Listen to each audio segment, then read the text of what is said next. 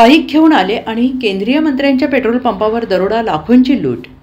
गेल्या काही दिवसांपासून राज्यातील गुन्हेगारीच्या घटनांमध्ये सातत्याने वाढ होते आहे। त्यातच आता केंद्रीय मंत्री रक्षा खडसे यांच्या मुक्ताईनगर येथील पेट्रोल पंपावर दरोडा पडल्याने खळबळ उडालेली आहे।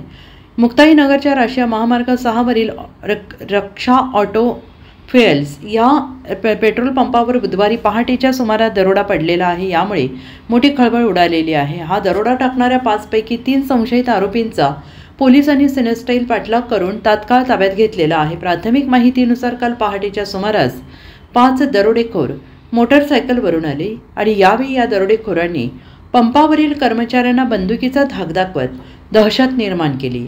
त्यांनी कर्मचाऱ्यांना मारहाण करत त्यांच्याकडील रोकड सुद्धा लुटून नेली।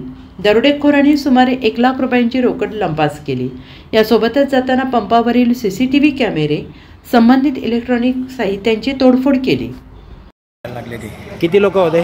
5 लोक। कोणत्या गाड्या होत्या? गाड्या काही पाहिले मी इकडे मध्ये होता। आणि हे तोडफोड त्यांनीच केली का? मग तुमच्या समोर? माझ्या समोर केली। तुम्हाला मारले? आणि काय बंदूक लावली होती की काय? बंदुका होत्या। किती लोकांजवळ बंदुका होत्या? 2 लोकांकडे। तुम्हाला लागलाय कुठे? पोटावर मार लागला। जेल भरत होता। हां, मग हे भाऊ मध्ये होते, आपका भाऊने गाडीवाला एक होता।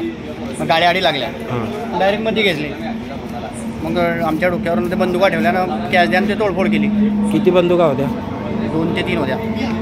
लोक किती होते? 5 लोक। Bureau report SBN Marathi, Jalgaon.